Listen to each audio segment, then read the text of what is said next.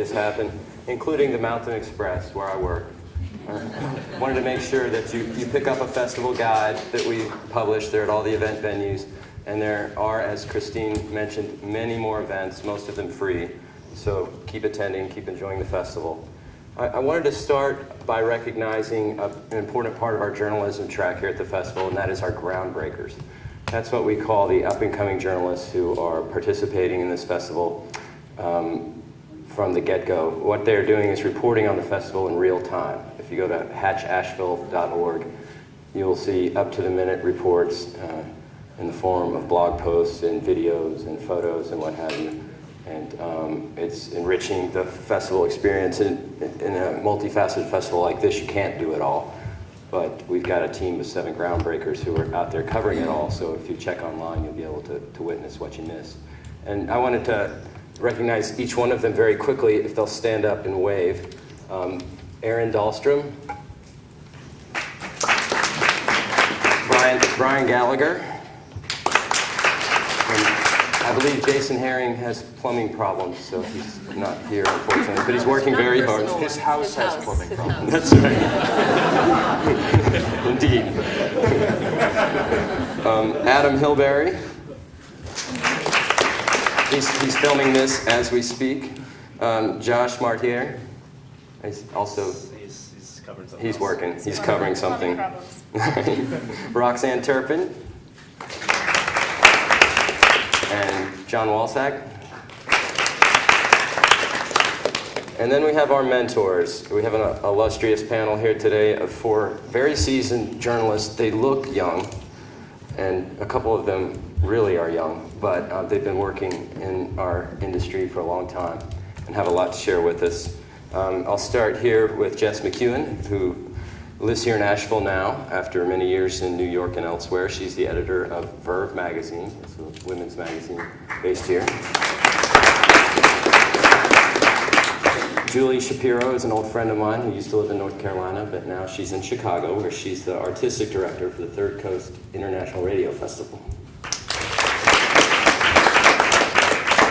Andrew Fitzgerald is the supervising producer for citizen journalism at Current TV. He lives in San Francisco.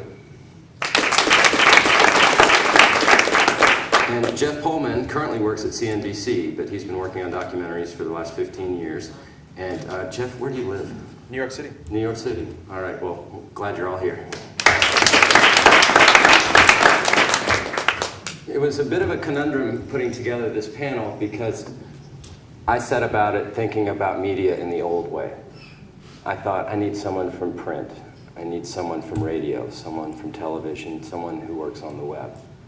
And as we invited the panelists, and as our work continued to evolve at the Mountain Express during the last year, I realized that some of those lines are blurring, those specialties are overlapping, and every one of us here is doing a little bit of all that in some fashion, and indeed many of you are, as citizens become more and more empowered as journalists in their own right.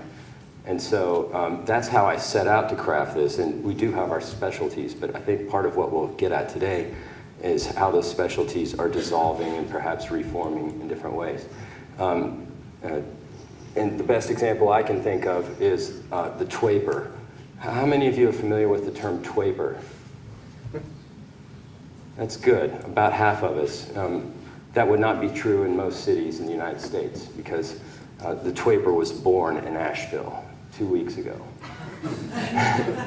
2 weeks ago, our readers were shocked by an announcement we made on our website that we were no longer going to exist as a print publication, and that furthermore, we were going to convert all of our online operations to Twitter feeds, that is, microblogged bursts of information all day, and nothing but that. A Twitter-powered newspaper, a twaper. The day was April 1. About halfway through the day, most folks realized it was a joke. About halfway through the day, we realized that it was working pretty well. And it was more than a joke. It was an experiment in the way media is shape-shifting and the way information sharing is changing every day. And It scared some of us. It scared some of our readers and advertisers. It excited some of our readers and advertisers. And some very smart people were fooled and confused, and some were inspired. At the end of the day, the joke came down, and we copped to it, and the Mountain Express remains in print and as a full-fledged online publication. But it taught us a lot about where we might be going with the ever-evolving media. And that's the root of what we're going to talk about today. We'll talk for about 40 minutes about that with the panelists, and then we'll take a good 20 minutes of Q&A from you. And then for those who'd like to stay, we're going to have a breakout session where we'll just linger for 45 minutes or an hour and talk amongst ourselves and have some more discussion. So to the questions then. I asked several people, including our panelists, what do we really have to get at today? And a lingering concern for journalists and for people who like to read is the fate of the print media. Is print really dying? Is it dead? And I'll start with the magazine editor and see what she thinks about that.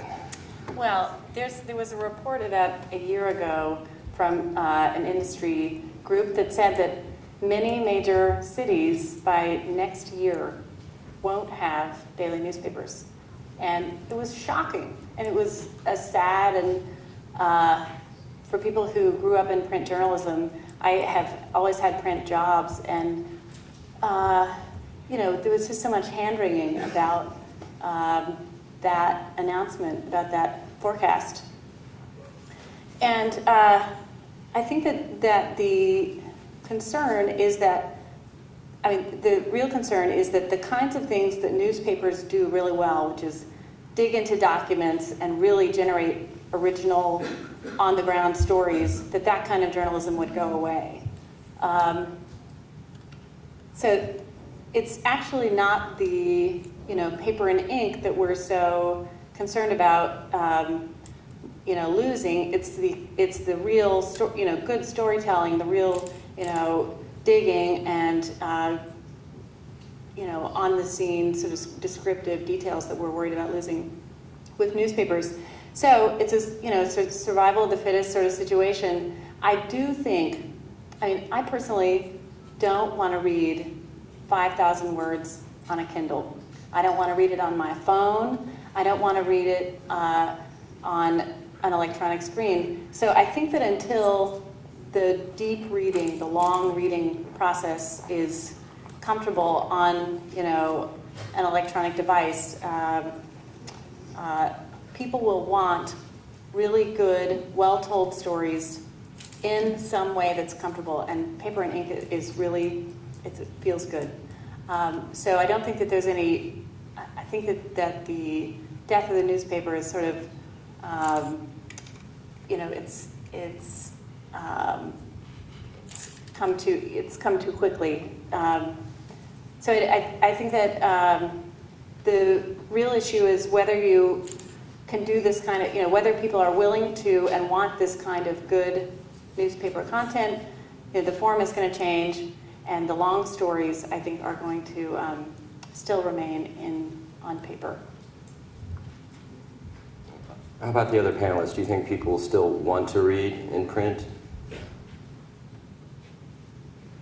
Well, I agree. I think the actual textile, textural experience of reading on paper is so enjoyable, and something that we, at least in the generations that are alive right now, we have done. There's a particular familiarity to it. I've lived in San Francisco where we adopt every new technology, and that is the technology of the future. End of story. I have this brick of a Trio, which, by the way, is not that old, but I get endless fun made of me for not having an iPhone already. And lots of people have adopted the Kindle and swear by it. But it is a very different experience, and I think that. And also, I feel like that sort of longer form journalism even though from a business perspective, we're seeing businesses trying to, the business side of the industry trying to figure out how to do that cheaper, which often means not doing it. I don't think that as a society we will allow that to go away. We will find ways for that sort of journalism to exist.